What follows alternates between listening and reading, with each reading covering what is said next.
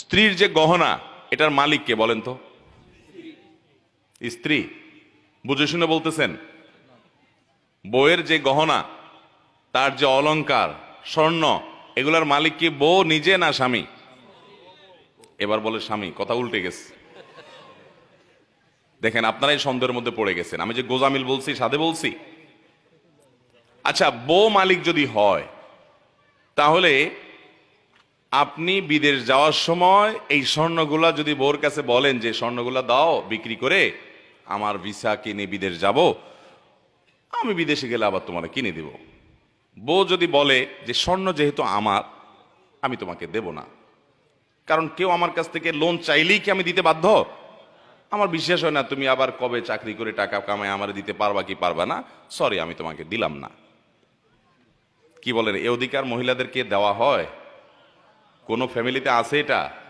কোন মহিলা যদি এটা বলে, ওই ঘরের ভাত কি তার কপালে আর জুটবে? কি বলেন? তাহলে মহিলা মালিক কেমনে হইলো? একটু আগে না বললেন মহিলা মালিক? তো মালিক হলে মালিকের এই দুরবস্থা থাকে?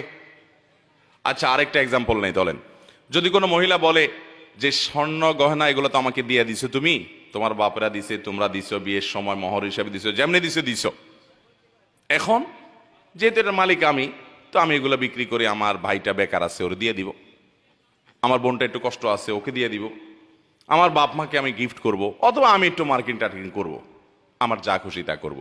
মহিলা যদি সব স্বর্ণগুলো নিয়ে স্বর্ণকারের দোকানে বিক্রি করে ফেলায়, কি বলেন, ওই সংসারে ভাত খাইতে পারবে? তাহলে সে মালিক কেমনে হইল বলেন তো? আচ্ছা, এবার আপনি বলবেন তাহলে ঠিক আছে হুজুর, তাহলে স্বামী মালিক, তাইলে আরেক ভেজাল হবে। স্বামী যদি মালিক হয় তাহলে স্ত্রীকে যে মহারণা দিছে, এ মহারণা যদি তার মালিকানাই থাকে, মহারণা আদায় হয়েছে? বুঝেন নাই কথা? আপনি 5 ভরি 3 ভরি 2 ভরি স্বর্ণ দিলেন, কি বাবদ? মোহর বাবদ। মোহরটা এটা তো স্ত্রীর প্রাপ্য। আল্লাহ বলেছেন ওয়া আতুন নিসা সাদাকাতিহিন্না নিহলা। মহিলাদেরকে এত ঠকান এদেশে ঠকানো হয়, পৃথিবীর অন্য কোনো দেশে আছে কিনা জানি না আমি। এদেশে অবশ্য ভারত বা অন্যান্য দেশে যেতে আমরা অনেক ভালো আছি, কিন্তু তারপরে আমরা এখন অ্যাজ এ মুসলমান আমরা অনেক পিছিয়ে আছি। পৃথিবীর অন্য কোনো মুসলমান দেশের সাথে তুলনা করলে আমরা এই জায়গায় খুব বাজে একটা জায়গায় আছি। মহিলাদের অধিকার আমরা নষ্ট করি, ধ্বংস করি। আল্লাহ বলেছেন ওয়া আতুন নিসা সাদাকাতিহিন্না নিহলা, মহিলাদের মোহর এটা তাদের প্রাপ্য অধিকার, আদায় করে দাও। কয়জন মায়ের পুত বাপের পুত আছেন এখানে? হাত তুলে বলতে পারবেন বউয়ের মোহর সব আদায় করে দিছে? হাত তুলেন তো দেখি। এরকম বাপের পুত যারা আছেন হাত তুলেন দেখি। দেখেন, একজন বাপের পুত পাইছি, আর সব মায়ের পুত। পিছনে দেখিনি আমি, সামনে দেখতেছি তো, আমার তো পিছে চোখ নাই রে ভাই। আচ্ছা নামান। আর বাকি যে হাত উঠলো না, কাহিনী কি? বিয়া করে নাই। আবিয়াত্তা, আবিয়াত্তা কয়টা আছে? বিয়াত্তা নাই এর মধ্যে? এসব কি আবিয়াত্তা মাহফিল? এই যে সব বিয়েতে মানুষ হাত তুলছে, মহর দেন নাই কেন? ভাইরা আমার, স্ত্রীর মহারণা পরিশোধ করে দিবেন, খবরদার, এটা তার প্রাপ্য অধিকার। এবং দেওয়ার পরে বলে দিবেন এটা তোমার রাইট, তুমি কি তোমার বাপেরই দিবা না, তোমার ভাইকে দিবা না, তোমার বোনকে দিবা না, তুমি দান করবা না আমাকেও কিছু দিবে, এটা তোমার ব্যাপার, স্বাধীনতা তাকে দিতে হবে। আমরা অনেকে এই ক্ষেত্রে অনেক অবিচার করে থাকি। মহারণা পরিশোধ করবেন তো ইনশাআল্লাহ? একসাথে পরিশোধ করার ক্ষমতা না থাকলে স্ত্রীর কাছে একটা দরখাস্ত লিখবেন, বরাবর মোহতারামা বিষয় কিস্তিতে মহারণা পরিশোধের আবেদন, যথাবিহিত সম্মান প্রদর্শন পূর্বক নিবেদন, এই যে আমি আপনার সম্পর্কে স্বামী হই, মোহরের টাকা এত লাখ টাকা ধরা হয়েছে আমার অযোগ্যতা সত্ত্বেও, আমি সেজন্য দুঃখ প্রকাশ করছি। একসাথে আপনার মোহর পরিশোধ করিবার সামর্থ্য আমার নাই, অতএব আমি কিস্তিতে আপনার মোহর পরিশোধ করিতে ইচ্ছুক, বিধায় আমার দরখাস্ত মঞ্জুর করিয়া বাধিত করিবেন, বিনীত নিবেদক আপনার অধম স্বামী।